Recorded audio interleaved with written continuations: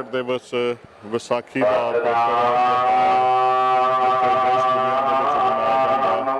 उत्थे खालसे की सारी धरती श्री केसगढ़ साहिब के इस पावन स्थान से अज के दिन का विशेष महत्व अज असी आप संगत गुर इतिहास के इस वक्त संगत गुरु दर्शनों के वास्ते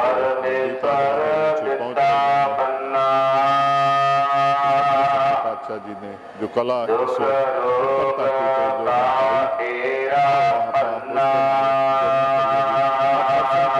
अज के पितर दिहाड़े दियां लख लख गुरु साहब जी रहमत कला उसके नाल जुड़ना करांगे जी। प्रगटिओ खालसा परमात्म की मौज, तो उस मौज का आनंद मानने के वास्ते आनंदपुरी दे विच आपां आए हुए हैं। साडे नाल सिंह साहब ज्ञानी रघबीर सिंह जी जथेदार तख्त श्री केसगढ़ साहिब मौजूद ने। जदों भी आइए सानू समा दे के नवाजते ने। सब तो पहला तो सिंह साहब जी फतेह अर्ज करते हैं जी। वाहिगुरू जी का खालसा वाहिगुरू जी की फतेह। सो सिंह साहब जी अज बड़ा ही महान पवित्र ते इतिहासक दिहाड़ा है, बख्शिशां भरिया दिहाड़ा। तो असी चाहांगे कि अज दे दिन का इतिहास ते अज दे दिन की महानता आप जी साडे नाल सांझी करदे जी। गुरु रूप गुरु खालसा संगत जीओ, तख्त श्री केसगढ़ साहिब खालसा जी का प्रगट स्थान और बहुत ही महान पावन पवित्र धरती है, जिस की सिख पंथ विच बहुत वड्डी एक अहमियत है, बहुत वड्डी एक मानता है। भावें कि जिथे भी सतगुरु साहब जी प्रकाशमान हो जान वो थां ही पूजनयोग हो जाती। किथे जाए बहे मेरा सतगुरु सो थान सुहावा राम राजे, गुरसिੱਖੀ सो थान भालिया लै धूर मुख लावा। जिहड़ी संगत है वो सतगुरां दे उस स्थान नूं जाके उत्थों जिहड़ी चरण धूड़ है अपने मस्तक नूं लाउंदी है। पर मैं अक्सर एक कर कहना होना कि 3 थावां सिख पंथ विच बहुत वड्डी अहमियत रखदियां ने। पहली है ननकाना साहिब, जिथे धन गुरु नानक देव जी महाराज का प्रकाश होया, उत्थे सिੱਖੀ प्रगट हुई है। और दूजा है सचखंड श्री हरमंदर साहिब, जिथे ग्रंथ का प्रकाश होया। ते तीजा है तख्त श्री केसगढ़ साहिब, जिथे पंथ का प्रकाश होया। ये 3 थावां बहुत वड्डी अहमियत सिख पंथ विच रखदियां ने और ये तीनों ही प्रगट होए ने। सतगुर नानक प्रगटिया, मिट्टी धुंद जग चानण होवा। सतगुरु प्रगटे ने, जन्मे ने। जी जी बिल्कुल। और धुर तो सतगुरु बन के सतगुरु साहब जी आए ने, नवाजे होए आए ने। गुरु की बाणी जिहड़ी है ये भी प्रगट हुई है और जिहड़ा खालसा है ये भी प्रगट होया। जिहड़ा जमदा वो मरदा है। अक्सर मैं गल कहना हुन्ना प्रचारक वीरां नूं भी कि आपां कह दिंदे कि खालसे दा जन्म दिहाड़ा। जन्म शब्द नहीं कहना चाहिए सानूं, जो मेरा अपना मनना है कि जन्म जिहदा हुंदा मरदा भी है। खालसा तो प्रगट होया क्योंकि खालसा अकाल पुरख की फौज, प्रगटिओ खालसा परमात्म की मौज। और जिस पवित्र कार्य वास्ते दशमेश पिता जी अवतार धारण करके इस मात लोक ते आए सन। याही काज धरा हम जन्मंग, समझ लै हो साधु सब मन मंग। धर्म चलावन संतो वारन, दुष्ट सबन कमूल उपारन। मैं अपना सुत तोहे निवाजा, पंथ प्रचुर करबे को साजा। और सतगुरां दा अपना पावन मुख वाक है, ठाड़ भयो मैं जोर कर, बचन कहा सिर न्याय। पंथ चलै तब जगत में, जब तुम करो सहाय। और सतगुरां ने जिथे पंथ का प्रकाश इस पावन स्थान ते कीता, उत्थे नंदेड़ दी धरती ते सतगुरां ने पंथ नूं ग्रंथ दी ताबिया च कीता जी। और नाल शब्द कहे सन कि आग्या भई अकाल कीता वह चलायो पंथ। सब सिखन को हुक्म है गुरु मान्यो ग्रंथ। कि उस अकाल पुरख के हुक्म नाल मैं इस पंथ नूं साजिया। तो हुण मैं उस उन्हां सिखां नूं हुक्म देना कि अज तो बाद तुहाडे जिहड़े गुरु ने वो धन गुरु ग्रंथ साहिब जी महाराज ने।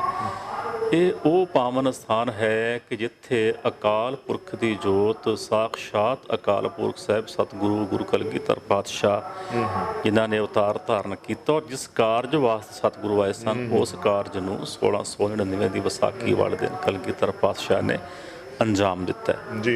ਔਰ ਜਿਹੜਾ ਸਿੱਖ ਧੰਨ ਗੁਰੂ ਨਾਨਕ ਦੇਵ ਜੀ ਮਹਾਰਾਜ ਨੇ ਸਾਜਿਆ ਸੀ ਉਸ ਸਿੱਖ ਨੂੰ ਕਲਗੀਧਰ ਪਾਤਸ਼ਾਹ ਨੇ ਇੱਥੇ ਸੰਪੂਰਨਤਾ ਬਖਸ਼ਿਸ਼ ਕੀਤੀ ਹੈ ਜੀ ਬਿਲਕੁਲ। ਜਿਹੜਾ 239 ਸਾਲ ਦਾ ਉਹ ਸਫ਼ਰ ਸੀ ਇੱਥੇ ਸਤਿਗੁਰਾਂ ਨੇ ਉਸ ਸਿੱਖ ਨੂੰ ਸੰਪੂਰਨਤਾ ਬਖਸ਼ੀ ਹੈ।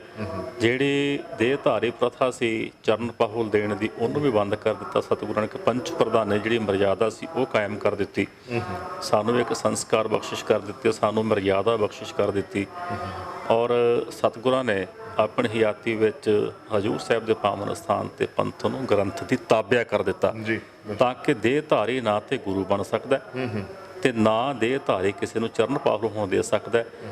ਜਿਹੜੀ ਪਾਹੁਲ ਹੈ ਖੰਡੇ ਬਾਟੇ ਦੀ ਹੈ ਔਰ ਉਹ ਪੰਜ ਪਿਆਰੇ ਸਾਹਿਬਾਨ ਬਖਸ਼ਿਸ਼ ਕਰਨਗੇ ਤੇ ਇਸ ਸਾਜੇ ਹੋਏ ਜਿਹੜਾ ਪੰਥ ਹੈ ਜਿਹੜਾ ਸਿੱਖ ਹੈ ਉਹਨੇ ਤਾਬਿਆ ਜਿਹੜੀ ਹੈ ਉਹ ਗੁਰੂ ਗ੍ਰੰਥ ਸਾਹਿਬ ਜੀ ਮਹਾਰਾਜ ਦੀ ਰਹਿਣਤ ਤੇ ਸ਼ਬਦ ਨੂੰ ਆਪਣਾ ਗੁਰੂ ਮੰਨਣਾ।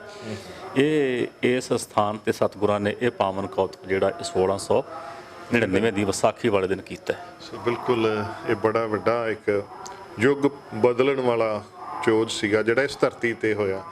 ਸੋ ਮੈਂ ਸਮਝਦਾ ਕਿ ਆਪਣੇ ਆਪ ਦੇ ਵਿੱਚ ਬਹੁਤ ਵੱਡੀ ਬਖਸ਼ਿਸ਼ ਅੱਜ ਜਿੱਥੇ ਆਪਾਂ ਕੋਲ ਵਿਸ਼ਵ ਦੇ ਵਿੱਚ ਦੇਖਦੇ ਹਾਂ ਕਿ ਖਾਲਸੇ ਦੀ ਜਿਹੜੀ ਚੜ੍ਹਦੀ ਕਲਾ ਦਾ ਜੈ ਜੈਕਾਰ ਹੋ ਰਹੀ ਹੈ ਇਹ ਉਹਦਾ ਆਦ ਹੈ।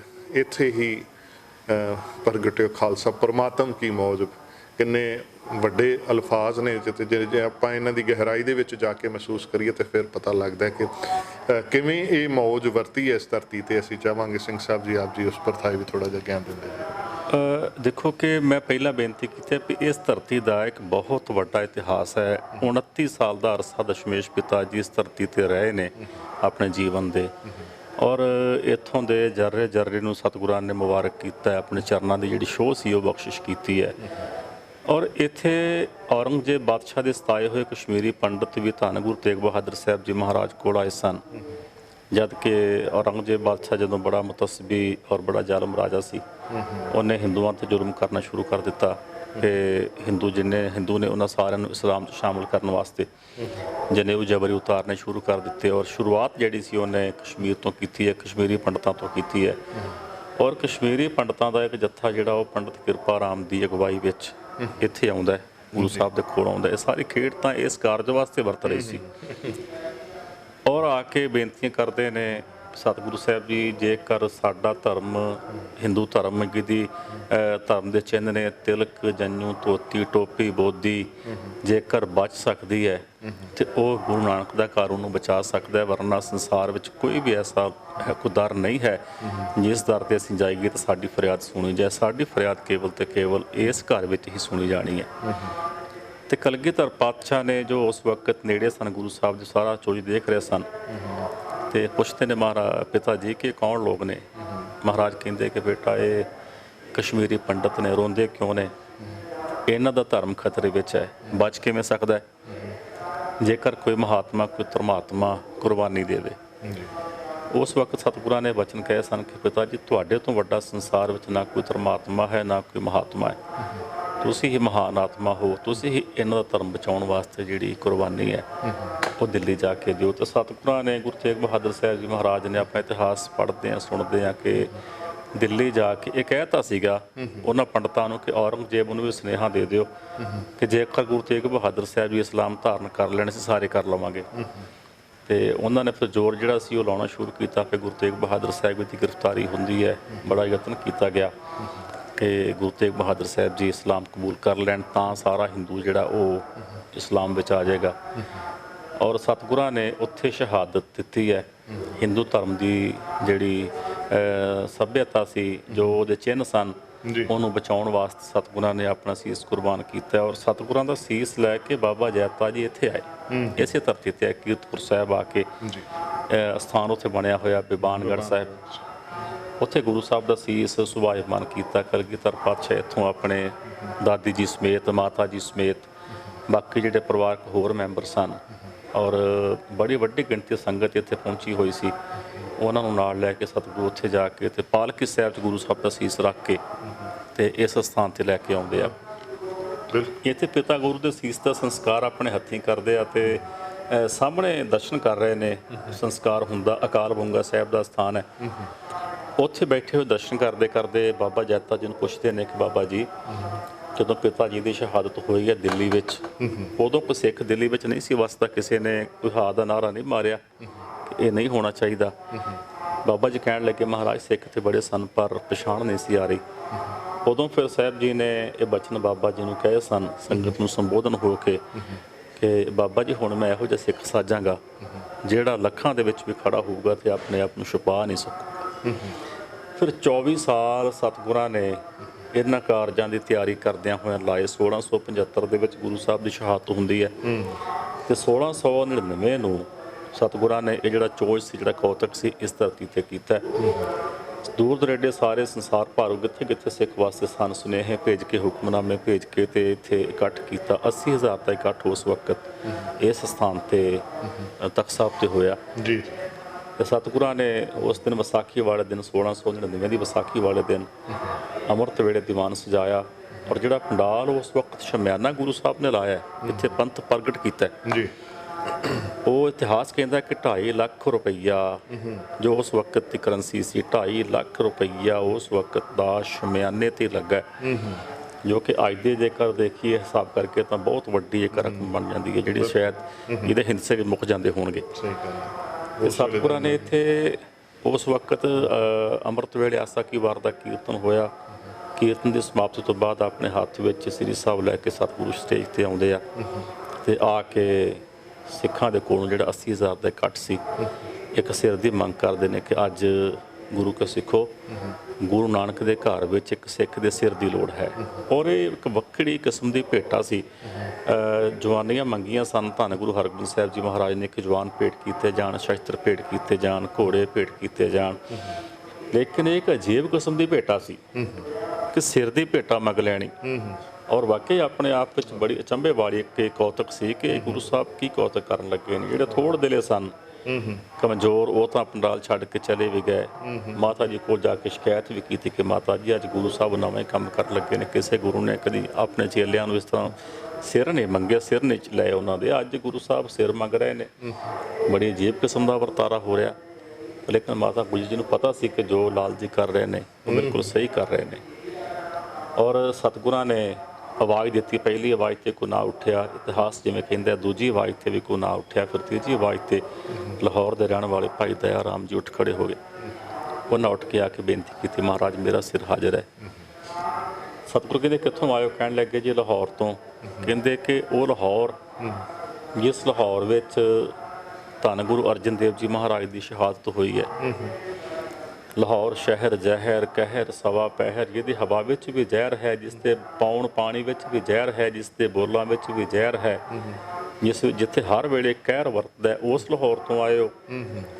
ਨਾਮ ਕੀ ਹੈ? ਕਹਿਣ ਲੱਗੇ ਜੀ ਦਇਆ ਰਾਮ। ਕਹਿੰਦੇ ਲਾਹੌਰ ਤੋਂ ਦਇਆ ਆਈ ਹੈ, ਲਾਹੌਰ ਤੋਂ ਦਇਆ ਆਈ ਹੈ। ਤੇ ਸਤਿਗੁਰ ਕਹਿੰਦੇ ਫਿਰ ਲੜੋਗੇ? ਉਹ ਕਹਿੰਦੇ ਜੀ ਕੰਮ ਹਮਾਰਾ ਤੋਲੂ ਤੱਕੜੀ, ਨੰਗੀ ਕਰਦ ਕਦੇ ਨਹੀਂ ਪਕੜੀ, ਚਿੜੀ ਉੱਡੇ ਡਰ ਸੇ ਮਰ ਜਾਊਂ, ਦੁਸ਼ਮਣ ਸੇ ਕੈਸੇ ਲੜ ਪਾਊਂ। ਸਤਿਗੁਰੂ ਅਸੀਂ ਤੇ ਦੁਕਾਨਦਾਰ ਹਾਂ, ਤੱਕੜੀਆਂ ਤੋਲਣਾ ਸਾਡਾ ਕੰਮ ਹੈ। ਐਸੀਆਂ ਤੇ ਕਦੇ ਨੰਗੇ ਕਰਦ ਹੱਥ ਵਿੱਚ ਫੜ ਕੇ ਨਹੀਂ ਵੇਖੀ, ਪਰ ਜੇ ਤੂੰ ਕਿਰਪਾ ਕਰੇਗਾ ਤੇ ਜ਼ਰੂਰ ਲੜਾਂਗਾ, ਜਿੱਥੇ ਕਹੇ, ਜਦੋਂ ਕਹੇ, ਜਿਵੇਂ ਕਹੇ, ਸਤਿਗੁਰੂ ਲੜਾਂਗਾ। ਤੇ ਸਤਿਗੁਰੂ ਜੀ ਫਿਰ ਬਾਂਹ ਤੋਂ ਫੜ ਕੇ ਤੰਬੂ 'ਚ ਲੈ ਜਾਂਦੇ ਆ। ਉੱਥੇ ਵਰਤਾਰਾ ਵਰਤਦੇ, ਸਤਿਗੁਰੂ ਚੋਜ ਕਰਦੇ ਨੇ। ਤੇ ਲਹੂ ਲਿਬੜੀ ਸ੍ਰੀ ਸਾਹਿਬ ਲੈ ਕੇ ਕੁਝ ਸਮੇਂ ਬਾਅਦ ਫਿਰ ਆ ਕੇ ਉਸ 80,000 ਦੇ ਇਕੱਠ ਵਿੱਚੋਂ ਫਿਰ ਸਿਰ ਦੀ ਮੰਗ ਕਰਦੇ ਨੇ। ਦਿੱਲੀ ਦੇ ਰਹਿਣ ਵਾਲੇ ਹਸਤਨਾਪੁਰ ਦੇ ਭਾਈ ਧਰਮਦਾਸ ਉੱਠ ਖੜੇ ਹੋਏ। ਕਹਿੰਦੇ ਕਿੱਥੋਂ ਆਏ ਹੋ? ਕਹਿੰਦੇ ਦਿੱਲੀ ਤੋਂ। ਨਾਮ ਕੀ ਹੈ? ਕਹਿੰਦੇ ਧਰਮਦਾਸ। ਕਹਿੰਦੇ ਦਿੱਲੀ ਚੋਂ ਧਰਮ ਆਇਆ? ਜਿਹੜੇ ਦਿੱਲੀ ਹੈ ਹੀ ਅਧਰਮੀਆਂ ਦੀ, ਜਿਸ ਦਿੱਲੀ ਦੇ ਹਾਕਮਾਂ ਨੇ ਤਖਤ ਹਾਸਲ ਕਰਨ ਵਾਸਤੇ ਆਪਣੇ ਪਰਿਵਾਰਕ ਮੈਂਬਰਾਂ ਦੇ ਕਤਲ ਤੱਕ ਕਰ ਦਿੱਤੇ। ਆਪਾਂ ਇਤਿਹਾਸ ਪੜ੍ਹਦੇ ਹਾਂ, ਜਹਾਂਗੀਰ ਨੇ ਕਤਲ ਕੀਤੇ, ਸ਼ਾਹਜਹਾਨ ਨੇ ਕਤਲ ਕੀਤੇ, ਔਰੰਗਜ਼ੇਬ ਨੇ ਕਤਲ ਕੀਤੇ, ਤਾਂ ਉਹਨਾਂ ਦੀਆਂ ਛਾਤੀਆਂ ਦੇ ਉੱਤੇ ਬਹਿ ਕੇ ਤਖਤ ਦੇ ਉੱਤੇ ਉਹਨਾਂ ਨੇ ਰਾਜ ਕੀਤਾ। ਜਿਹੜੇ ਦਿੱਲੀ 'ਚ ਕਦੇ ਧਰਮ ਵਰਤਿਆ ਨਹੀਂ, ਉਸ ਦਿੱਲੀ ਵਿੱਚੋਂ ਆਏ ਹੋ। ਕਹਿੰਦੇ ਬਾਂਹ ਤੋਂ ਫੜ ਕੇ ਅੰਦਰ ਲੈ ਗਏ। ਫਿਰ ਵਰਤਾਰਾ ਵਰਤਾਇਆ, ਚੋਜ ਵਰਤਾਇਆ ਸਤਿਗੁਰਾਂ ਨੇ। ਫਿਰ ਨੰਗੇ ਸ੍ਰੀ ਸਾਹਿਬ ਲੈ ਕੇ ਫਿਰ ਮੰਗ ਕੀਤੀ। ਇਸੇ ਤਰ੍ਹਾਂ ਇਤਿਹਾਸ ਲੰਬਾ ਹੋ ਜਾਏਗਾ।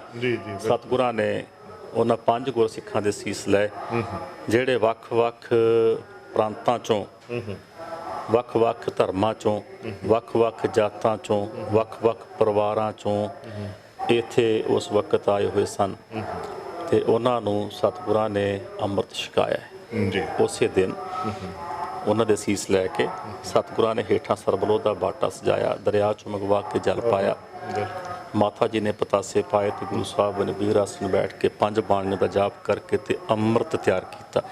ਜਿਸ ਕਾਰਜ ਵਾਸਤੇ ਸਤਿਗੁਰੂ ਆਏ ਸਨ ਉਸ ਕਾਰਜ ਨੂੰ ਸਤਿਗੁਰਾਂ ਨੇ ਫਿਰ ਇੱਥੇ ਉਸ ਤੇ ਨੇਪਰੇ ਚਾੜਿਆ ਤੇ ਪਹਿਲੀ ਫਤਿਹ ਸਤਿਗੁਰਾਂ ਨੇ ਭਾਈ ਦਇਆ ਸਿੰਘ ਜੀ ਨੂੰ ਬੁਲਾਈ, ਮੁੱਖ ਵਿੱਚ ਤਿਆਰ ਕੀਤਾ ਹੋਇਆ ਅੰਮ੍ਰਿਤ ਪਾ ਕੇ ਕਿਹਾ ਸੀ, ਬੋਲ ਵਾਹਿਗੁਰੂ ਜੀ ਕਾ ਖਾਲਸਾ ਵਾਹਿਗੁਰੂ ਜੀ ਕੀ ਫਤਿਹ। ਤੇ ਭਾਈ ਦਇਆ ਸਿੰਘ ਜੀ ਨੇ ਅੱਗੋਂ ਫਤਿਹ ਦਾ ਜਵਾਬ ਫਤਿਹ ਵਿੱਚ ਬੋਲ ਕੇ ਦਿੱਤਾ। 5 ਚੂਲੇ ਛਕਣ ਵਾਸਤੇ ਦਿੱਤੇ, 5 ਨੇਤਰਾਂ 'ਚ ਪਾਏ ਕੇ 5 ਕੇਸਾਂ 'ਚ ਪਾਏ ਤੇ ਉਹਨਾਂ 5 ਨੂੰ ਮੁੜ ਸੁਰਜੀਤ ਕਰਕੇ ਤਿਆਰ ਬਰ ਤਿਆਰ ਕਰਕੇ ਤੇ ਨਾਮ ਦੇ ਦਿੱਤਾ। ਇਹ ਮੇਰੇ 5 ਪਿਆਰੇ ਨੇ। ਜਿਹੜੀ ਪੰਚ ਪ੍ਰਧਾਨੀ ਮਰਿਆਦਾ ਸੀ ਜੀ ਪੰਥ ਵਿੱਚ ਚੱਲਦੀ ਆਉਂਦੀ ਪਹਿਲਾਂ ਤੋਂ ਹੀ, ਪੰਚ ਪ੍ਰਵਾਨ, ਪੰਚ ਪ੍ਰਧਾਨ, ਪੰਚ ਪਵਿੱਤਰ ਕਹਿਮਾਨ, ਉਸ ਪੰਚ ਪ੍ਰਧਾਨੀ ਮਰਿਆਦਾ ਨੂੰ ਸਤਿਗੁਰਾਂ ਨੇ ਕਾਇਮ ਕੀਤਾ ਔਰ ਜਿਹੜੀ ਚਰਨ ਪਾਹੁਲ ਦੀ ਮਰਿਆਦਾ ਸੀ ਉਹਨੂੰ ਸਤਿਗੁਰਾਂ ਨੇ ਖਤਮ ਕਰਕੇ ਤੇ ਖੰਡੇ ਬਾਟੇ ਦੇ ਅੰਮ੍ਰਿਤ ਦੀ, ਖੰਡੇ ਬਾਟੇ ਦੀ ਪਾਹੁਲ ਦੀ ਮਰਿਆਦਾ ਵਿੱਚ ਗੁਰੂ ਸਾਹਿਬ ਨੇ ਤਬਦੀਲ ਕੀਤਾ ਕਿ ਅੱਜ ਤੋਂ ਬਾਅਦ ਕੋਈ ਇਕੱਲਾ ਦੁਕੱਲਾ ਆਪਣੇ ਪੈਰ ਧੋ ਕੇ ਕਿਸੇ ਨੂੰ ਚਰਨ ਪਾਹੁਲ ਨਹੀਂ ਦੇਗਾ।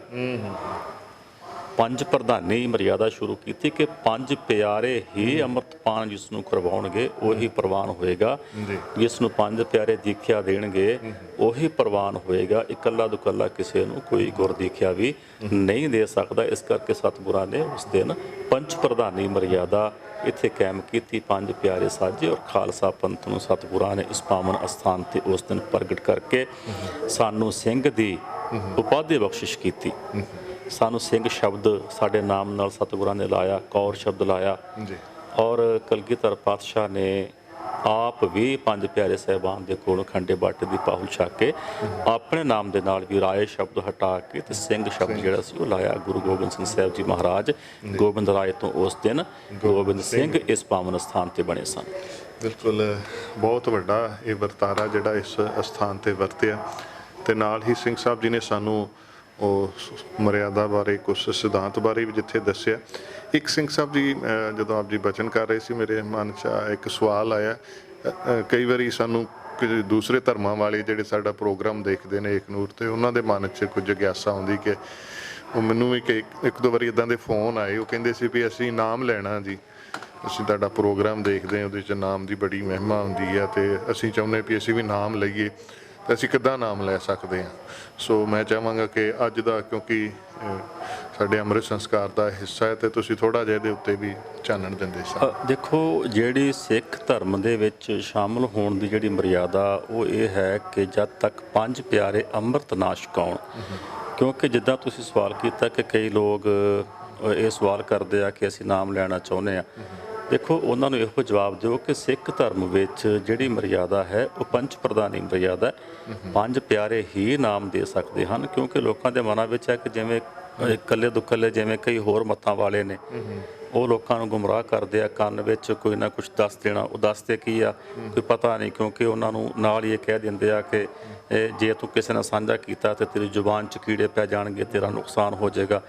ਜਿਹੜਾ ਨਾਮ ਹੈ ਉਹ ਕਿਸੇ ਦੀ ਜ਼ੁਬਾਨ 'ਚ ਕੀੜੇ ਥੋੜ੍ਹੇ ਪਾਏਗਾ।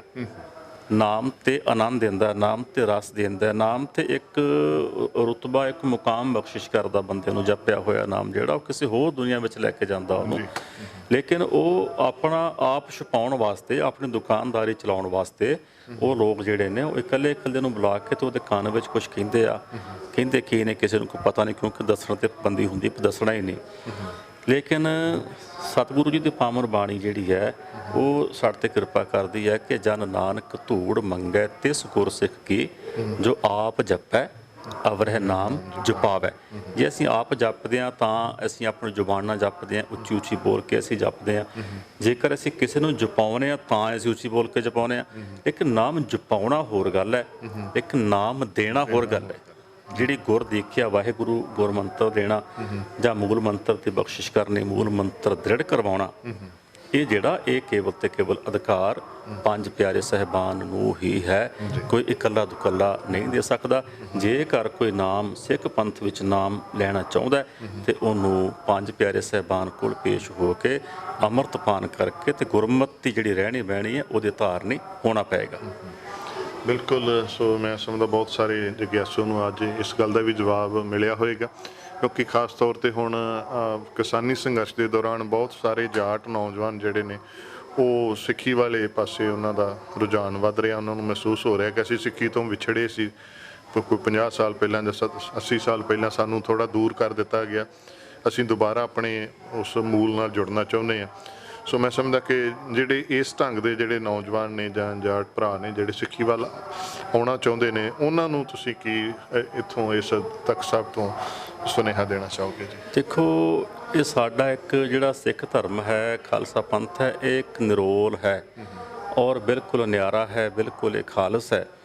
ਕਿਤੇ ਨਾ ਕਿਤੇ ਸੰਸਾਰ ਦੇ ਵਿੱਚ ਬਹੁਤ ਸਾਰੇ ਐਸੇ ਲੋਕ ਨੇ, ਬਹੁਤ ਸਾਰੀਆਂ ਐਸੀਆਂ ਥਾਵਾਂ ਸਾਡੇ ਸੁਣਨ ਵਿੱਚ ਆ ਰਹੀਆਂ ਨੇ, ਆਉਂਦੀਆਂ ਨੇ ਕਿ ਕਿਤੇ ਨਾ ਕਿਤੇ ਕਿਸੇ ਸਮੇਂ ਉਹ ਪੰਥ ਨਾਲ ਜੁੜੇ ਸਨ ਔਰ ਸਾਡੀ ਕਮਜ਼ੋਰੀ ਕਹਿ ਲਓ ਜਾਂ ਕੁਝ ਪਿਛਲੇ ਸਮਿਆਂ ਦੇ ਹਾਲਾਤ ਹੀ ਸਾਡੇ ਸਦੀਆਂ ਪਹਿਲਾਂ ਸਾਡੇ ਹਾਲਾਤ ਹੀ ਐਸੇ ਰਹੇ ਸਨ ਕਿ ਅਸੀਂ ਉਹਨਾਂ ਤੱਕ ਆਪਣੀ ਜਿਹੜੀ ਪਹੁੰਚ ਸੀ ਉਹ ਨਹੀਂ ਬਣਾ ਸਕੇ। ਪਰ ਉਹ ਜਿਵੇਂ ਕਹਿੰਦੇ ਹੁੰਦੇ ਆ ਨਾ ਕਿ ਉਹ ਸ਼ੇਰ ਦਾ ਬੱਚਾ ਜਾ ਕੇ ਰਲ ਗਿਆ ਸੀ ਗਿੱਦੜਾਂ ਵਿੱਚ, ਕਿ ਜਦੋਂ ਉਹਨੂੰ ਪਤਾ ਲੱਗਾ, ਜਦੋਂ ਸ਼ੇਰ ਦੀ ਫੁੰਕਾਰ ਸੁਣੀ, ਉਹਨੇ ਸ਼ੇਰ ਦੀ ਗੱਜ ਸੁਣੀ ਤੇ ਉਹਨੇ ਉਹ ਵੀ ਅੱਗੋਂ ਬੋਲਿਆ ਤਾਂ ਕਹਿੰਦਾ ਕਿ ਮੈਂ ਵੀ ਇਹਦੇ ਵਰਗਾ ਬੋਲਦਾ, ਮਤਲਬ ਮੈਂ ਗਿੱਦੜ ਨਹੀਂ, ਮੈਂ ਤਾਂ ਸ਼ੇਰ ਹਾਂ।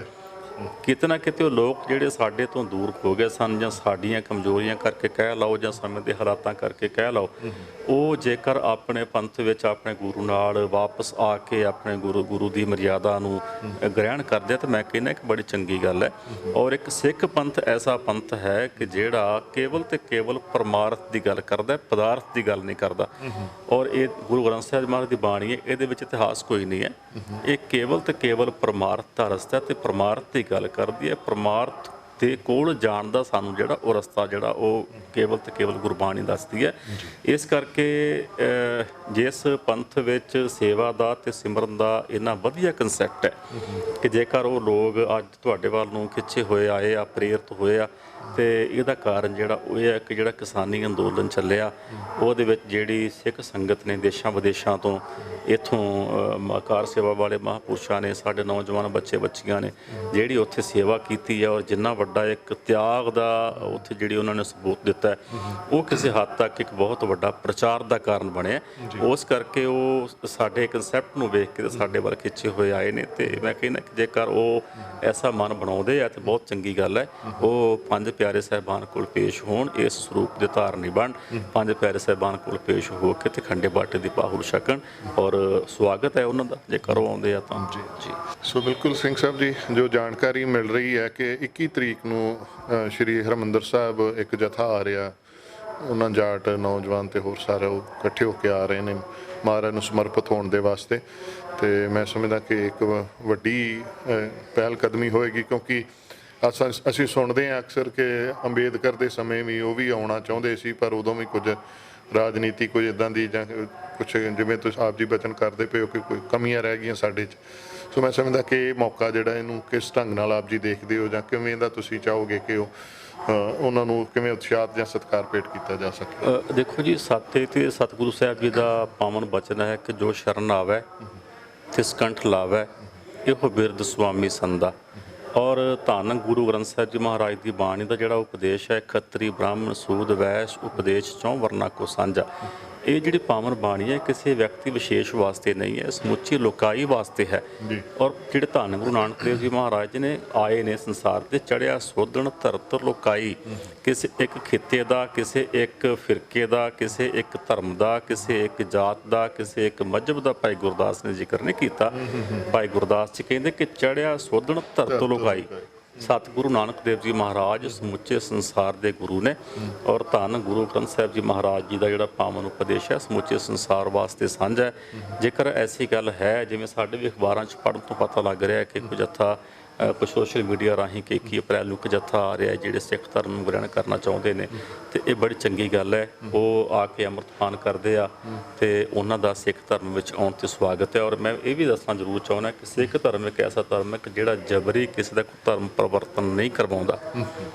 ਭਾਵੇਂ ਕਿ ਸਾਡੇ ਧਰਮ ਦੇ ਵਿੱਚ ਕੁਝ ਲੋਕ ਜਿਹੜੇ ਆਰਥਿਕ ਪੱਖ ਤੋਂ ਕਮਜ਼ੋਰ ਨੇ, ਕਿਤੇ ਨਾ ਕਿਤੇ ਗੁੰਮਰਾਹ ਹੋ ਕੇ ਦੂਜੇ ਪਾਸੇ ਵੱਲ ਜਾ ਰਹੇ ਨੇ, ਪਰ ਇਹ ਸਿੱਖੀ ਜਿਹੜੀ ਹੈ ਨਾ ਜੀ, ਇਹ ਸਿਰ ਦੇ ਕੇ ਮਿਲਦੀ ਹੈ। ਇੱਕ ਆਪਣੀਆਂ ਪੈਨਸਲਾਂ ਨਾਲ ਮਿਲਣ ਵਾਲੀ ਚੀਜ਼ ਨਹੀਂ। ਸਿੱਖੀ ਉਹ ਕਮਾ ਸਕਦਾ ਜਿਹੜਾ ਕਿਸੇ ਪ੍ਰਕਾਰ ਦਾ ਮਨ ਵਿੱਚ ਕੋਈ ਲਾਲਚ ਜਾਂ ਕੋਈ ਆਰਥਿਕ ਲਾਭ ਨਾ ਰੱਖਣ ਵਾਲਾ ਹੋਵੇ। ਇਸ ਕਰਕੇ ਇਹ ਬੜੀ ਵੱਡੀ ਅਣਮੁੱਲੀ ਦਾਤ ਹੈ। ਸਿੱਖੀ ਜਿਹੜੀ ਹੈ ਬੜੀ ਅਣਮੁੱਲੀ ਦਾਤ ਹੈ। ਇਹ ਕਲਗੀਧਰ ਪਾਤਸ਼ਾਹ ਨੇ ਸੀਸ ਲੈ ਕੇ ਬਖਸ਼ਿਸ਼ ਕੀਤੀ ਹੈ ਤੇ ਆਪਣੇ ਸਰਬੰਸ ਦੇ ਸੀਸ ਕੁਰਬਾਨ ਕਰਨ ਦਾ ਪ੍ਰਣ ਸਤਿਗੁਰੂ ਨੇ ਕੀਤਾ ਹੈ। ਔਰ ਸਰਬੰਸ ਦੇ ਸੀਸ ਗੁਰੂ ਸਾਹਿਬ ਨੇ ਕੁਰਬਾਨ ਕੀਤੇ ਵੀ ਨੇ। ਤੇ ਜੋ ਸ਼ਰਨ ਆਵੇ ਤੇ ਸਕੰਠ ਲਾਵੇ, ਜਿਹੜਾ ਗੁਰੂ ਘਰ ਦੇ ਵਿੱਚ ਸ਼੍ਰੀ ਅਕਾਲ ਤਖਤ ਸਾਹਿਬ ਦੀ ਛਤਰ ਛਾਇਆ ਹੇਠ ਆਉਂਦਾ ਹੈ, ਸਿੱਖ ਪੰਥ ਵਿੱਚ ਸ਼ਾਮਲ ਹੁੰਦਾ ਹੈ, ਤੇ ਉਹਦਾ ਸਵਾਗਤ ਹੈ। ਔਰ ਸਾਨੂੰ ਸਾਰਿਆਂ ਨੂੰ ਵੱਧ ਤੋਂ ਵੱਧ ਇਸ ਗੱਲ ਦਾ ਸਵਾਗਤ ਵੀ ਕਰਨਾ ਚਾਹੀਦਾ। ਬਿਲਕੁਲ, ਮੈਂ ਸਮਝਦਾ ਕਿ ਕੁਝ ਪਹਿਲ ਕਦਮੀਆਂ ਜਿਹੜੀਆਂ ਇਸ ਸਮੇਂ ਦੌਰਾਨ ਖਾਸ ਤੌਰ ਤੇ ਕਿਸਾਨ ਅੰਦੋਲਨ ਜਾਂ ਕਿਸਾਨ ਮੋਰਚਾ, ਜਿਹਨੂੰ ਕਿ ਹੁਣ ਸੰਯੁਕਤ ਕਿਸਾਨ ਮੋਰਚੇ ਦੇ ਸਾਡੇ ਬੜੇ ਨਾਮਵਰ ਲੀਡਰ ਗੁਰਨਾਮ ਸਿੰਘ ਚੜੂਨੀ, ਉਹਨਾਂ ਦਾ ਕਹਿਣਾ ਹੈ ਕਿ ਇੱਕ ਧਰਮ ਯੁੱਧ ਬਣ ਚੁੱਕਾ ਹੈ, ਕਿਉਂਕਿ ਧਰਮ ਦੇ ਰਾਹੀਂ ਹੀ ਇੱਕ ਮੋਰਚਾ ਚੱਲ ਰਿਹਾ ਹੈ। ਕਿਉਂਕਿ ਪਿੱਛੇ ਜਦੋਂ ਕਰਤਾਰਪੁਰ ਉਹਨਾਂ ਨੇ ਸਾਡੇ ਨਾਲ ਸਾਂਝ ਪਾਈ ਸੀ ਤੇ ਉਹਨਾਂ ਦਾ ਇਹ ਕਹਿਣਾ ਸੀ ਕਿ ਇਹ ਤਾਂ ਰੱਬ ਦੀ ਮਿਹਰ ਦੇ ਨਾਲ ਮੋਰਚਾ ਚੱਲ ਰਿਹਾ, ਨਾ ਸਾਡੀ ਕੋਈ ਤੌਫੀਕ ਹੈ, ਨਾ ਸਾਡੇ ਕੋਲ ਕੋਈ ਇੰਨੇ ਸਾਧਨ ਨੇ, ਨਾ ਸਾਡੀ ਪਹੁੰਚ ਹੀ ਹੈ ਕਿ ਅਸੀਂ ਐਡਾ ਲੱਖਾਂ ਦਾ ਮੋਰਚਾ ਜਿਹੜਾ ਨੂੰ ਸੰਭਾਲ ਸਕੀਏ। ਸੋ ਧਰਮ ਮੈਂ ਸਮਝਦਾ ਇੱਥੇ ਪ੍ਰਗਟ ਹੋਇਆ ਇਸ ਮੋਰਚੇ ਦੇ ਰਾਹੀਂ। ਜਿਵੇਂ ਆਪ ਜੀ ਨੇ ਲੰਗਰ ਦੀ ਗੱਲ ਕੀਤੀ, ਕਿਉਂਕਿ ਅਜੇ ਆਪਾਂ ਦੇਖੀ ਸਿੰਘ ਸਾਹਿਬ ਕੁਝ ਸਾਲ ਪਹਿਲਾਂ ਨਾ ਬਹੁਤ ਇੱਕ ਗੱਲ ਸ਼ੁਰੂ ਹੋ ਗਈ ਸੀ ਕਿ ਲੰਗਰ ਫਾਲਤੂ ਨੇ, ਬੰਦ ਕਰ ਦੇਣੇ ਚਾਹੀਦੇ ਨੇ। ਇੱਦਾਂ ਦਾ ਬਹੁਤ ਜ਼ਿਆਦਾ ਹੀ ਹੋ ਗਿਆ ਸੀ ਕੰਮ ਸ਼ੁਰੂ, ਵੀ ਫਾਲਤੂ ਦਾ ਪੈਸਾ ਖਰਚਿਆ ਜਾ ਰਿਹਾ। ਪਰ ਮੈਂ ਸਮਝਦਾ ਕਿ ਵੇਖੋ, ਜਿਹੜੀ ਸਾਡੀ ਗੁਰੂ ਸਾਹਿਬ ਦੀ ਉਹ ਬਖਸ਼ਿਸ਼ ਕੀਤੀ ਹੋਈ ਸਾਨੂੰ ਮਿਹਰ ਸੀਗੀ, ਉਹ ਕੁੱਲ ਜਗਤ 'ਚ ਪ੍ਰਗਟ ਹੋ ਗਈ ਆ।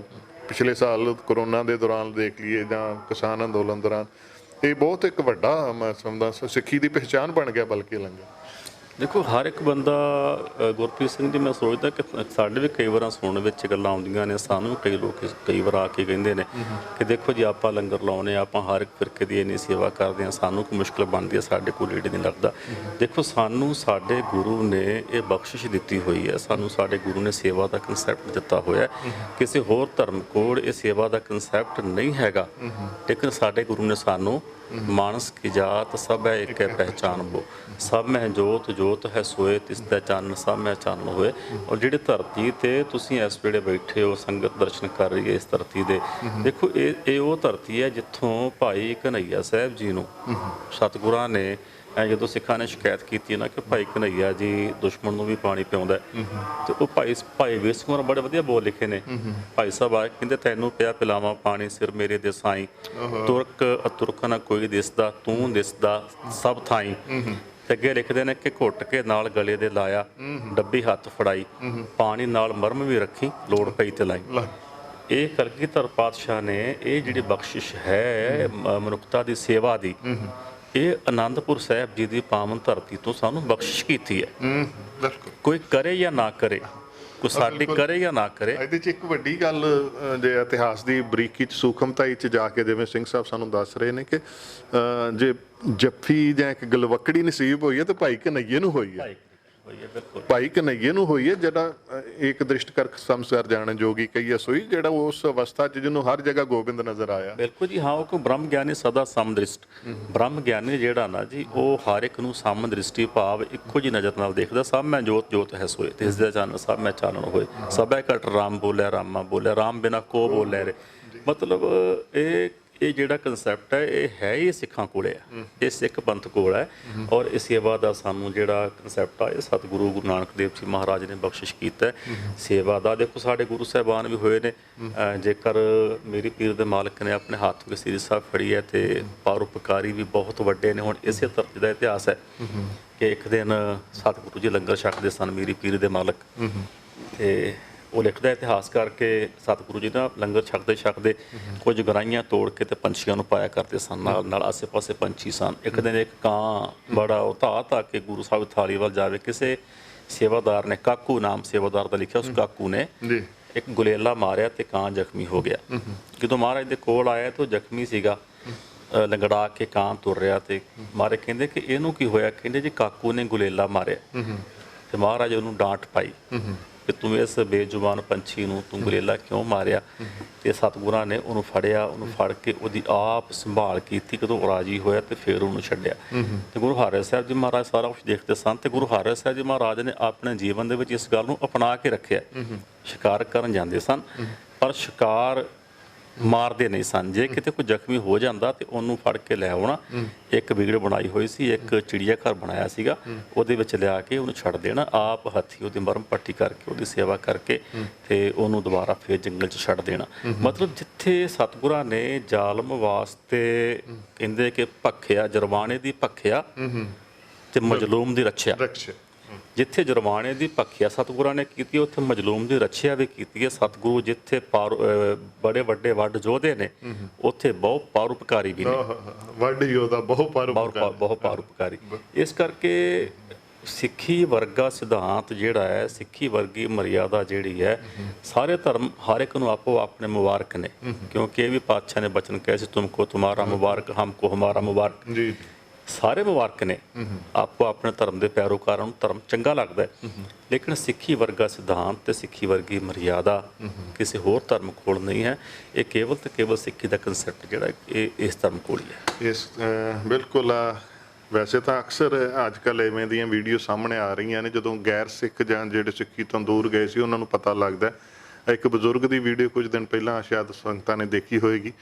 ਉਹ ਕਹਿ ਰਿਹਾ ਕਿ ਮੈਂ ਕਿਸੇ ਹੋਰ ਧਾਰਮਿਕ ਸਥਾਨ 'ਤੇ ਨਹੀਂ ਸੀ ਜਾਂਦਾ ਜਿਹਦੇ ਨਾਲ ਮੇਰਾ ਪਿੱਛੋਂ ਪਰਿਵਾਰਕ ਸੰਬੰਧ ਸੀ, ਪਰ ਕਹਿੰਦਾ ਵੀ ਹੁਣ ਮੈਂ ਗੁਰਦੁਆਰੇ ਜਾਣ ਲੱਗ ਪਿਆ, ਉੱਥੇ ਜਾਂਦਾ, ਮੈਂ ਲੰਗਰ ਵੀ ਛਕਦਾ। ਅਤੇ ਉੱਥੇ ਸਭ ਤੋਂ ਜਿਹੜੀ ਮੇਨ ਗੱਲ ਉਹਨਾਂ ਨੇ ਸਾਡੇ, ਵੇਖੋ ਆਪਣੀ ਗੱਲ ਤਾਂ ਹਰ ਕੋਈ ਕਹਿੰਦਾ ਨਾ, ਜਿੱਦਾਂ ਕਹਿੰਦੇ ਨੇ ਘੁਮਿਆਰੀ ਆਪਣਾ ਭਾਂਡਾ ਸਰੋਂਦੀ, ਉਹ ਤਾਂ ਹਰ ਕਿਸੇ ਨੂੰ ਆਪਣਾ ਚੰਗਾ ਲੱਗਦਾ।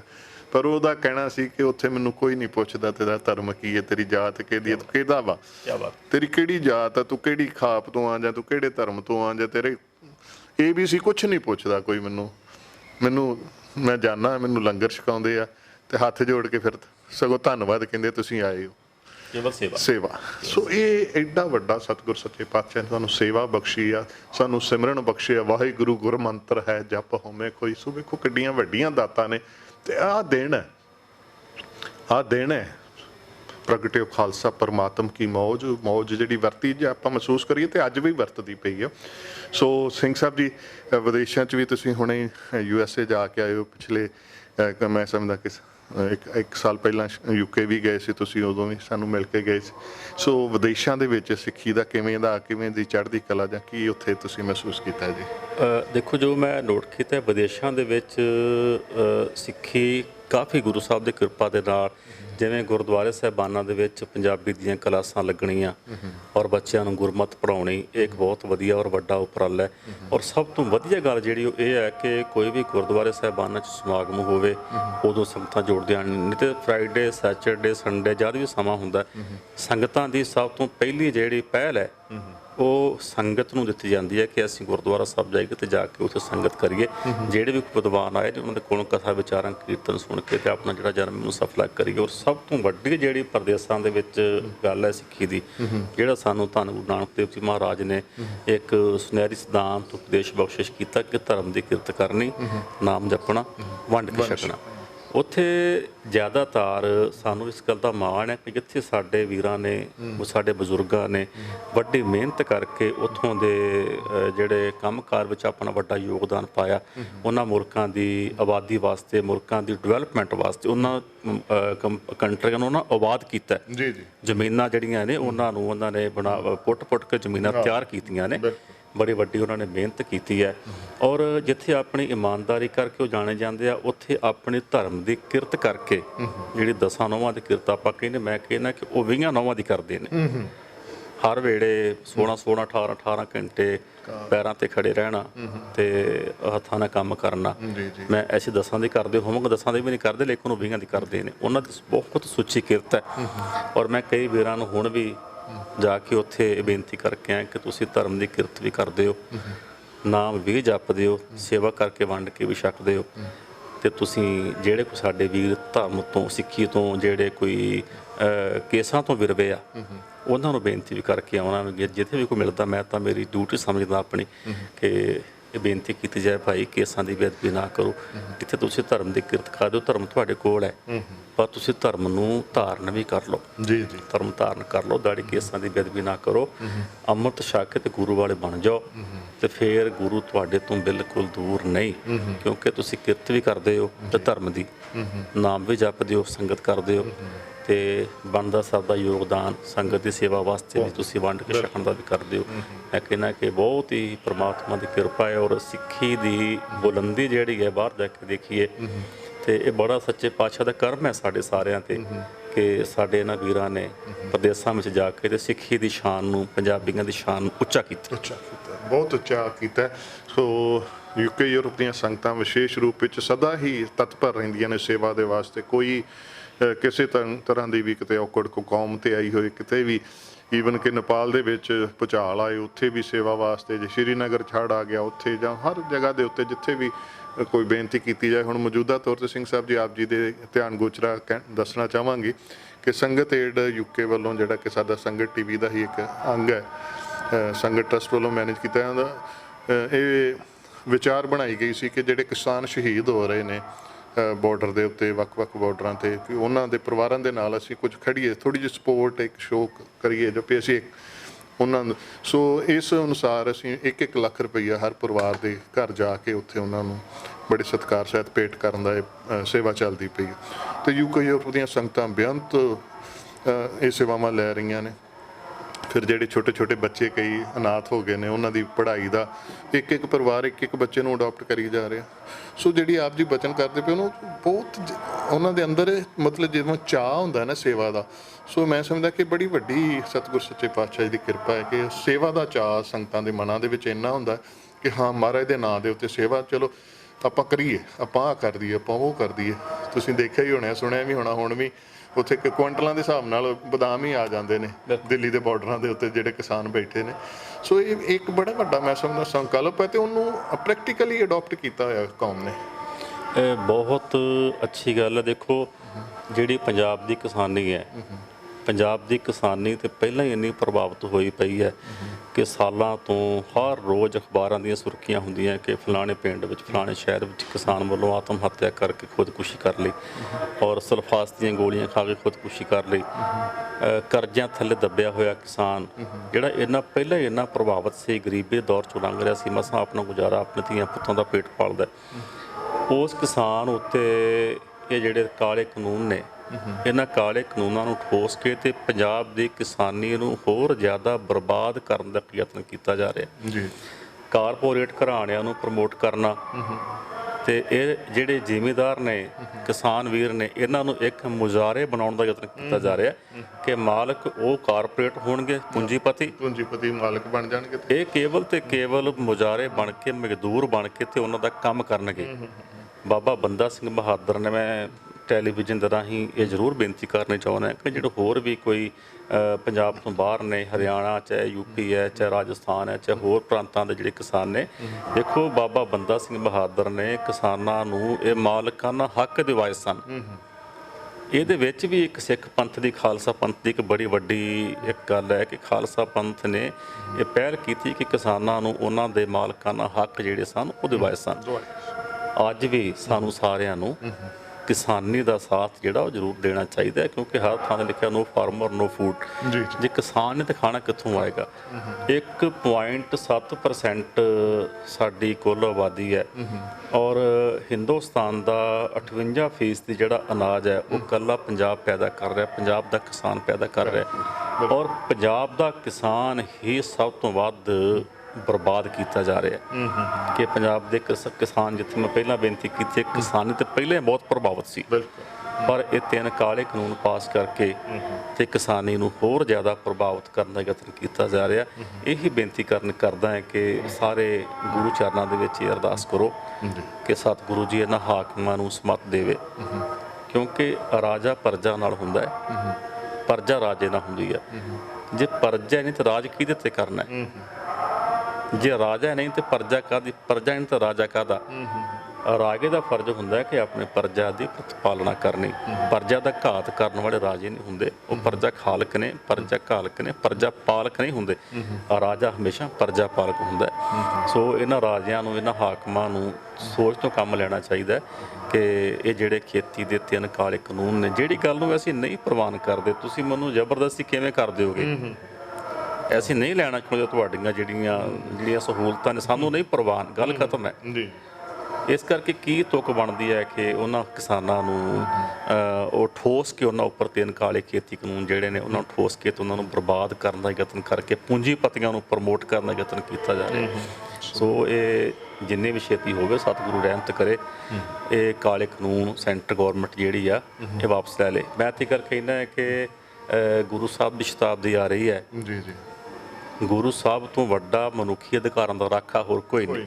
ਗੁਰੂ ਤੇਗ ਬਹਾਦਰ ਸਾਹਿਬ ਨੇ ਮਨੁੱਖੀ ਅਧਿਕਾਰਾਂ ਦੀ ਰਾਖੀ ਕਰਦੇ ਹੋਏ ਆਪਣੀ ਸ਼ਹਾਦਤ ਦਿੱਤੀ ਹੈ। ਮੈਂ ਕਹਿੰਦਾ ਕਿ ਗੁਰੂ ਸਾਹਿਬ ਦੀ ਸ਼ਤਾਬਦੀ ਨੂੰ ਸਮਰਪਿਤ 3 ਕਾਲੇ ਕਾਨੂੰਨ ਸੈਂਟਰ ਗੌਰਮੈਂਟ ਵਾਪਸ ਕਰ ਲੈ ਕਿ ਅਸੀਂ ਗੁਰੂ ਸਾਹਿਬ ਨੂੰ ਸਮਰਪਿਤ ਹੁੰਦਿਆਂ ਹੋਇਆਂ, ਕਿਉਂਕਿ ਗੁਰੂ ਤੇਗ ਬਹਾਦਰ ਸਾਹਿਬ ਜੀ ਮਨੁੱਖੀ ਅਧਿਕਾਰਾਂ ਦੇ ਸਭ ਤੋਂ ਵੱਡੇ ਰਾਖੇ ਨੇ, ਸਭ ਤੋਂ ਪਹਿਲੇ ਰਾਖੇ ਨੇ।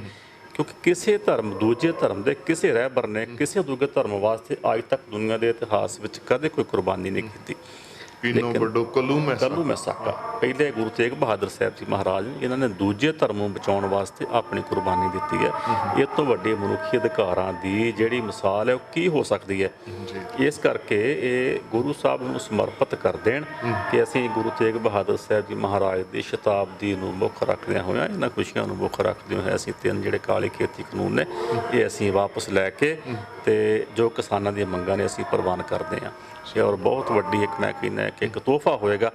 ਇਸ ਕਰਕੇ ਸੈਂਟਰ ਨੂੰ ਜਿੰਨੀ ਵੀ ਛੇਤੀ ਹੋ ਸਕੇ ਵਿਚਾਰ ਕਰਕੇ ਇਹ ਕਾਨੂੰਨ ਜਿਹੜੇ ਤਿੰਨੋਂ ਵਾਪਸ ਲੈਣੇ ਚਾਹੀਦੇ ਨੇ। ਸੋ ਬਿਲਕੁਲ ਸ਼ਤਾਬਦੀ ਵੀ ਬਿਲਕੁਲ ਨਜ਼ਦੀਕ ਆ ਗਈ ਹੈ, ਬਹੁਤ ਵੱਡਾ ਹੈ ਤੇ ਸੁਝਾਅ ਮੈਂ ਸਮਝਦਾ ਕਿ ਇਹਨੂੰ ਇੱਕ ਜੇ ਕੇਂਦਰ ਸਰਕਾਰ ਇਹਨੂੰ ਇੱਕ ਆਦੇਸ਼ ਸਮਝ ਲਏ ਤਖਤ ਸਾਹਿਬ ਵੱਲੋਂ, ਤੇ ਮੈਂ ਸਮਝਦਾ ਕਿ ਬੜਾ ਵੱਡਾ ਇੱਕ ਬਦਲਾਅ ਜਿਹੜਾ, ਕਿਉਂਕਿ ਜ਼ਰੂਰਤ ਹੈ ਇਸ ਗੱਲ ਦੀ। ਸਾਡੇ ਕਿਸਾਨ ਭੈਣ ਭਰਾ ਬਜ਼ੁਰਗ ਸਾਰੇ ਉੱਥੇ ਬਾਰਡਰਾਂ ਤੇ ਬੈਠੇ ਨੇ, ਉਹਨਾਂ ਠੰਡਾਂ ਹੰਡਾਈਆਂ ਨੇ, ਹੁਣ ਗਰਮੀ ਹੰਡਾ ਰਹੇ ਨੇ, ਬੜਾ ਕੁਛ 300 ਤੋਂ 350 ਤੋਂ ਉੱਪਰ ਜਾਨਾਂ ਸਾਡੀਆਂ ਕੀਮਤੀ ਜਾ ਚੁੱਕੀਆਂ ਨੇ।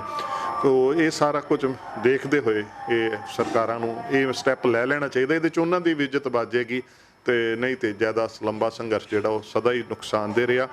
ਸੋ ਸਿੰਘ ਸਾਹਿਬ ਜੀ, ਅਖੀਰ ਦੇ ਵਿੱਚ ਆਪ ਜੀ ਨੇ ਖੁਦ ਹੀ ਸ਼ਤਾਬਦੀ ਦੀ ਵੀ ਗੱਲ ਕੀਤੀ ਹੈ, ਬਿਲਕੁਲ ਨਜ਼ਦੀਕ ਆ ਗਈ ਸ਼ਤਾਬਦੀ, ਤੇ ਥੋੜ੍ਹਾ ਜਿਹਾ ਮਹਾਰਾਜ ਦੇ 400 ਸਾਲਾ ਜਿਹੜਾ ਗੁਰੂ ਤੇਗ ਬਹਾਦਰ ਸਾਹਿਬ ਜੀ ਦਾ ਮਨਾਇਆ ਜਾਣਾ, ਉਹਦੇ ਪਰਥਾਏ ਥੋੜ੍ਹੀ ਜਿਹੀ ਜਾਣਕਾਰੀ ਇਸ ਵੇਲੇ ਆਪਣੇ ਵਿਚਾਰ ਸੰਗਤਾਂ ਨਾਲ ਸਾਂਝੇ ਕਰਦੇ ਜੀ। ਹਾਂ, ਧੰਨ ਗੁਰੂ ਤੇਗ ਬਹਾਦਰ ਸਾਹਿਬ ਜੀ ਮਹਾਰਾਜ ਜੀ ਦਾ 400 ਸਾਲਾ ਜਿਹੜਾ ਪ੍ਰਕਾਸ਼ ਪੁਰਬ ਹੈ ਉਹ 1 ਮਈ ਨੂੰ ਸਮੁੱਚੇ ਸੰਸਾਰ ਭਰ ਵਿੱਚ ਸਮੁੱਚੀਆਂ ਸੰਗਤਾਂ ਨੇ ਬਹੁਤ ਚੜ੍ਹਦੀ ਕਲਾ ਵਿੱਚ ਮਨਾਉਣਾ।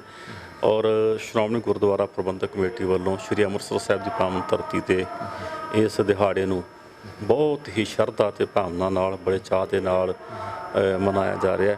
ਸਮੁੱਚੀਆਂ ਸੰਗਤਾਂ ਨੂੰ ਬੇਨਤੀ ਹੈ ਕਿ ਸਾਡੇ ਬੜੇ ਵੱਡੇ ਭਾਗ ਨੇ ਕਿ ਸਾਨੂੰ 1621 ਗੁਰੂ ਸਾਹਿਬ ਦਾ 100 ਸਾਲਾ ਸੀ, ਉਹ ਅਸੀਂ ਨਹੀਂ ਮਨਾ ਸਕੇ। 1721 ਵਾਲਾ ਨਹੀਂ ਮਨਾ ਸਕੇ। 1721 ਵਾਲਾ ਪਹਿਲਾ ਸੀ 100 ਸਾਲਾ, ਉਹ ਅਸੀਂ ਨਹੀਂ ਮਨਾ ਸਕੇ। ਫਿਰ 1821 ਆ ਗਿਆ, ਉਹ ਅਸੀਂ ਨਹੀਂ ਮਨਾ ਸਕੇ। 1921 ਵਾਲਾ ਨਹੀਂ ਮਨਾ ਸਕੇ ਕਿਉਂਕਿ ਹਾਲਾਤ ਹੀ ਕੌਮ ਦੇ ਐਸੇ ਸਨ। ਹੁਣ 2021 ਆਇਆ, 2021 ਬਿਲਕੁਲ ਹੁਣ ਸ਼ਤਾਬਦੀ ਐਨ ਸਮੇਂ 'ਤੇ ਸਿਰ 'ਤੇ ਆ ਚੁੱਕੀ ਹੈ।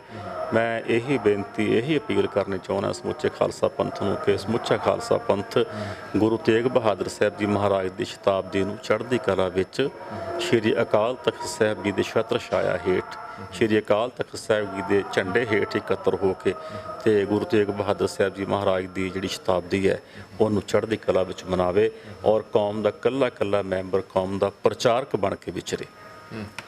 ਇਹ ਮੇਰੀ ਸੰਗਤ ਨੂੰ ਅਪੀਲ ਹੈ। ਸੋ ਬਿਲਕੁਲ ਇੱਕ ਬਹੁਤ ਵੱਡਾ ਸੁਨੇਹਾ ਦੇਣਾ ਬਣਦਾ ਹੈ ਇਸ 400 ਸਾਲਾਂ ਦੇ ਮੌਕੇ ਤੇ ਗੁਰੂ ਤੇਗ ਬਹਾਦਰ ਸਾਹਿਬ ਸੱਚੇ ਪਾਤਸ਼ਾਹ ਜਿਨ੍ਹਾਂ ਦੇ ਕਿ 2 ਸੀਸਗੰਜ ਸਾਹਿਬ ਮੌਜੂਦ ਨੇ, ਜਿਹੜਾ ਆਪਣੇ ਆਪ ਦੇ ਵਿੱਚ ਇੱਕ ਬਹੁਤ ਵਿਲੱਖਣ ਤੇ ਵਿਸ਼ਾਲਤਾ ਹੈ, ਉਹਦਾ ਬਹੁਤ ਵੱਡਾ ਸਨਮਾਨ ਹੈ। ਸੋ ਆਪਾਂ ਸਾਰਿਆਂ ਨੇ ਸ਼ਤਾਬਦੀ ਮਨਾਉਣੀ ਹੈ। ਸੋ ਇੱਕ ਵਾਰੀ ਫਿਰ ਅੱਜ ਦੇ ਦਿਹਾੜੇ ਦੀਆਂ, ਵਿਸਾਖੀ ਦੇ ਦਿਹਾੜੇ ਦੀਆਂ, ਖਾਲਸੇ ਦੇ ਪ੍ਰਗਟ ਦਿਵਸ ਦੀਆਂ ਲੱਖ ਲੱਖ ਵਧਾਈਆਂ ਪੇਸ਼ ਕਰਦੇ ਹਾਂ ਜੀ। ਧੰਨਵਾਦ ਸਿੰਘ ਸਾਹਿਬ ਜੀ। ਵਾਹਿਗੁਰੂ ਜੀ ਕਾ ਖਾਲਸਾ, ਵਾਹਿਗੁਰੂ ਜੀ ਕੀ ਫਤਿਹ।